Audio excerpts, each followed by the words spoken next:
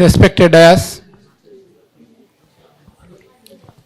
ఆర్య వైశ్య వికాస వేదిక ఆధ్వర్యంలో ఈరోజు ఏర్పాటు చేసినటువంటి గురు పూజోత్సవ మహోత్సవ కార్యక్రమాన్ని ఏర్పాటు చేసిన కాచం సత్యనారాయణ గారు, వైశ్య వికాస వేదిక ఫౌండర్ చైర్మన్, అదేవిధంగా కార్యదర్శి నగునూరి రమేష్ గారు, వారి యొక్క కార్యవర్గ సభ్యులు, ఈ కార్యక్రమానికి విచ్చేసినటువంటి ఉపాధ్యాయులకు, అధ్యాపకేతర మిత్రులందరికీ గురు పూజోత్సవ శుభాకాంక్షలు తెలియజేస్తున్నాను.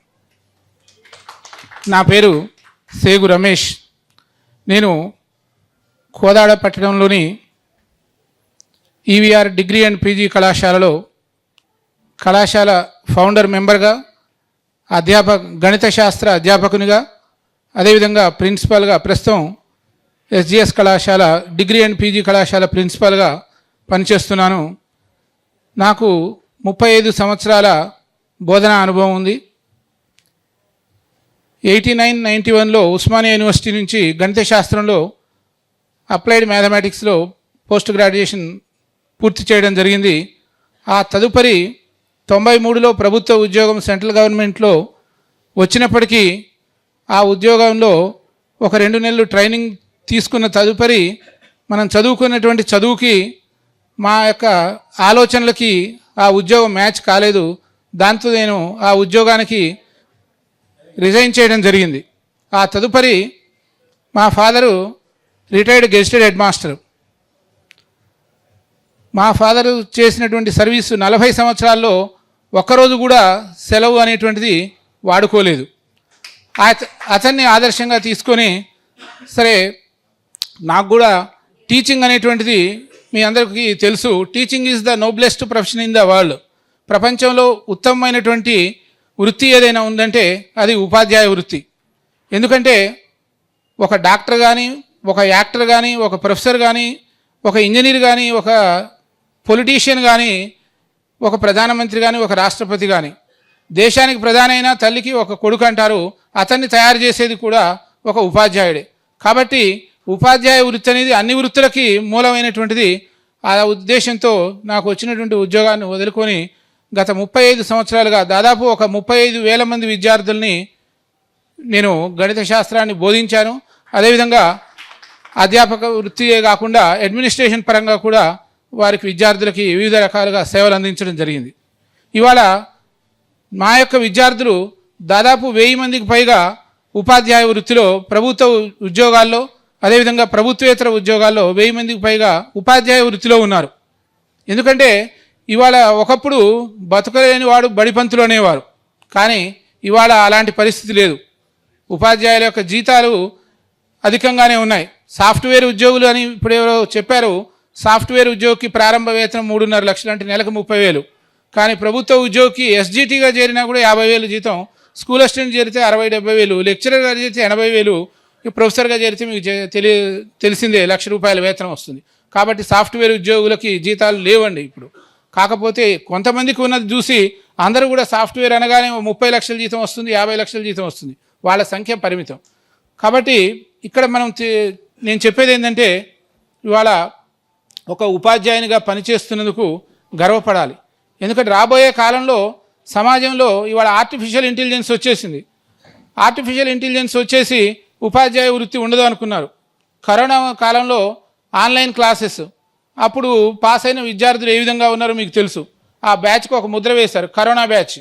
అప్పుడు ఇంటర్మీడియట్ 10th క్లాస్ అందరినీ పాస్ చేయడం, మూకుమ్మడిగా పాస్ చేయడం జరిగింది. వాడు ఎక్కడికి పోయినా ఏ బ్యాచ్లో 1921 corona batch, 18 to 20 corona batch, ఇంకా ఆ బ్యాచ్ అంతా కూడా కరోనా ముద్ర పడిపోయింది. ఆ బ్యాచ్లో పాస్. అంటే అట్లా అందరూ అలా ఉండరు. కానీ ఆన్లైన్ ఎడ్యుకేషన్ అనేది కొంతవరకు మాత్రమే మన అవసరాలను తీర్చగలుగుతుంది. గురువు లేని విద్య గుడ్డి విద్య అంటారు. కాబట్టి గురువు లేకుండా విద్యాబోధన అనేటువంటిది అసంభవము. ఆర్టిఫిషియల్ ఇంటెలిజెన్స్ వచ్చినా కూడా ప్రత్యక్షంగా పాఠం విన్నది మాత్రమే ఆ విద్యార్థి ఆకలింపు చేసుకోగలుగుతాడు. అలా కాకుండా ఉంటే అలాంటి విద్య సరైనటువంటిది కాదన్న అభిప్రాయం. ఇకపోతే ఇవాళ మా విద్యార్థులు హైదరాబాద్ సరౌండింగ్లో దాదాపు 150 మంది సబ్ ఇన్స్పెక్టర్స్గా, డిఎస్పీలుగా పనిచేస్తున్నారు. తెలంగాణ రాష్ట్ర డిప్యూటీ కలెక్టర్ల సంఘం అధ్యక్షుడు Lachireddy is my student. Nizamabad commissioner of police మా స్టూడెంటు. హైదరాబాద్లో ఉన్నటువంటి Balanagar assistant commissioner of police Suresh Babu, he was my student. కాబట్టి I feel proud of all my students అనమాట. దాదాపు ఒక 20 మంది డిగ్రీ కళాశాలలో అధ్యాపకులుగా పనిచేస్తున్నారు. నల్గొండ డిగ్రీ కళాశాలలో, రావణపేట డిగ్రీ కళాశాలలో అధ్యాపకులుగా మా విద్యార్థులు చేస్తున్నారు. వాళ్ళని చూసినప్పుడు నాతో పాటు పీజీ చేసినటువంటి మా క్లాస్మేట్ కరీంనగర్ దాదాపు ఒక 500 కోట్లు సంపాదించాడు. కానీ వాడు ఎమ్మెల్సీగా పోటీ చేశాడు, ఓడిపోయాడు. ఇంకొకతను నాతో పాటు చేసినటువంటి భువనగిరి కలెక్టర్, ప్రస్తుతం కలెక్టర్గా పనిచేస్తున్నాడు హనుమంతరావు, భువనగిరి కలెక్టర్. ఈ was my classmate. MSc maths చేశాడు నాతో పాటే, నాకన్నా జూనియర్ అయ్యాడు తర్వాత. సరే, అతను ఇప్పుడు ప్రస్తుతం కలెక్టర్ చేస్తున్నాడు. ఒకసారి కలెక్టర్ సమావేశానికి పిలిచితే కలెక్టర్గా చేసినప్పటికి కూడా, ఏమై రమేష్ నువ్వు హ్యాపీగా ఉన్నావు, నీ అంత హ్యాపీగా నేను లేను, నిత్యం నాకు టెన్షన్లు, ఎమ్మెల్యే గారి ఫోన్లు, ఎంపీ గారి ఫోన్లు, మినిస్టర్ ఫోన్లు, ఒక ఇందిరమ్మ ఇల్లు ఇవ్వాలన్నా, ఒక డబుల్ బెడ్రూమ్ ఇల్లు ఇవ్వాలన్నా కలెక్టర్గా నా పరిధిలో ఉన్న అంశం కూడా నా చేతిలో లేదు. నేను ఒత్తిడికి లోనవుతున్నాను, నేను ప్రశాంతంగా లేను. నేను అతను కూడా కొంతకాలం సర్వీస్లో లెక్చరర్గా పనిచేయడం జరిగింది, అదే హ్యాపీగా ఉంది నాకు అని చెప్పడం జరిగింది. అంటే వృత్తిలో ఏ వృత్తి చేస్తామనేది కాదు, ఆ వృత్తి పట్ల మనం అంకిత భావంతో పనిచేయాలి. ఆత్మ సంతృప్తి అనేది ఇంపార్టెంట్. ఇవాళ సాఫ్ట్వేర్ ఉద్యోగం అంటున్నారు, ఎంతమంది సంతృప్తిగా వాళ్ళు ఉంటున్నారో చూడండి. ఉదయం 7 గంటల నుంచి ఉరుకులు పరుగులు, నైట్ 7 గంటల వరకు ఉరుకులు పరుగుల జీవితం. ఆ తదుపరి సాటర్డే సండే వచ్చినా కూడా వారు ప్రశాంతంగా ఉండేటువంటి పరిస్థితి లేదు. అట్లని దాన్ని మనం తక్కువ అంచనా వేయటం లేదు.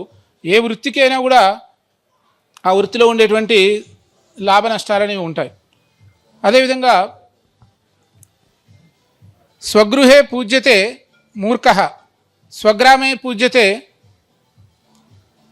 ప్రభు, స్వదేశే పూజ్యతే రాజు, విద్వాన్ సర్వత్ర పూజ్యతే. కాబట్టి విద్వాంసుడంటే పండితుడైన వాడు ప్రపంచం అంతటా కూడా గౌరవింపబడతాడు. కాబట్టి ఉపాధ్యాయుడు అనేటువంటి వృత్తికి ఎల్లవేళలా గౌరవం అనేటువంటి ఉంటుంది.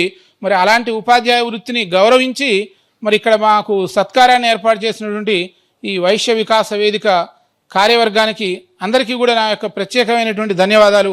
ఇంకొక విషయం ఏంటంటే, మరి వైశ్య వికాస వేదిక బ్యానర్ని నేను చూశాను బయట ఈ ఎం గ్రాండ్ హోటల్లోకి వచ్చేటప్పుడు. అక్కడ కార్యవర్గ సభ్యులు 102 మంది కూడా అందరూ కూడా పురుషులే ఉన్నారు. మరి మహిళలకి అర్ధభాగం, అందులో కనీసం ఒక్కరు కూడా మహిళలు ఉన్నారా అని నేను చూస్తే ఒక్కరికి కూడా స్థానం లేదు. మరి అది కొద్దిగా నాకు వారిని ఆలోచించి ఇంకొక మహిళా విభాగం అని ఏర్పాటు చేసినా కూడా బాగుంటుంది అని నాకు ఒక సూచన మాత్రమే. మరి ఎందుకు ఆ విధంగా ఆలోచన రాలేదో అని నేను ఇక్కడ ఉన్నటువంటి నిర్వాహకులకి ఒక సూచన మాత్రమే, అది అది విమర్శ కాదు. కాబట్టి అనిదా భావించకుండా సరే ఇలాంటి కార్యక్రమాలను మీరు ఎల్లవేళలా ఏర్పాటు చేయండి. మా యొక్క సహకారం కూడా మీకు ఉంటుంది. ఎందుకంటే ఇక్కడ దాదాపు మా విద్యార్థులంతా కూడా హైదరాబాద్లోనే ఉన్నారు. మేము అక్కడ తయారు చేసిన ప్రోడక్ట్ అంతా ఇక్కడికే వస్తుంది. కాబట్టి దాదాపు మా విద్యార్థులు హైదరాబాద్లో ఒక 500 మంది ఉన్నారు. అందరూ కూడా రకరకాల రంగాల్లో పనిచేస్తున్నారు. Software, police department, revenue department అందరూ కూడా. కాబట్టి రాబోయే కాలంలో మన కాచం సత్యనారాయణ గారు ఏ విధమైనటువంటి రాజకీయ రంగ ప్రవేశం చేసినా ఏ పార్టీ తరఫున వారికి మద్దతుగా మమ్మల్ని రమ్మంటే మేము కూడా వచ్చి వారికి మద్దతుగా స్వచ్ఛందంగా, మాకు ఎలాంటి మీరు ఇవ్వాల్సిన అవసరం లేదు, స్వచ్ఛందంగా వచ్చి మీ తరపున మేము ఈ ఎల్బీ నగర్ కాన్స్టిట్యుయెన్సీలో పనిచేయడానికి సిద్ధంగా ఉన్నాం. ఎందుకంటే ఇక్కడ మా బంధువులే దాదాపు 100 కుటుంబాలు ఉన్నారు ఎల్బీ నగర్ కాన్స్టిట్యుయెన్సీలో.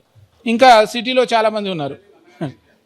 తప్పకుండా ఎందుకంటే ఇలాంటి సేవా కార్యక్రమాలు మరి వైశ్య జాతి కోసం, వైశ్యుల్లో ముఖ్యంగా యూనిటీ అనేటువంటిది లేదు. మన డబ్బును ఉపయోగించుకొని వేరే వాళ్ళు రాజకీయాల్లో ఉన్నత పదవులు అనుభవిస్తున్నారు. మరి మన వర్గం నుంచి పోటీ చేసిన వాళ్ళు ఎవరైనా ఉంటే వారికి సహకరించడానికి మన వారు ముందుకు రావట్లేదు. మరి ఇవాళ ఆ పరిస్థితి ఉంది. కాబట్టి మన వాళ్ళని మనం పైకి తీసుకురావాల్సినటువంటి ఆవశ్యకత ఉంది.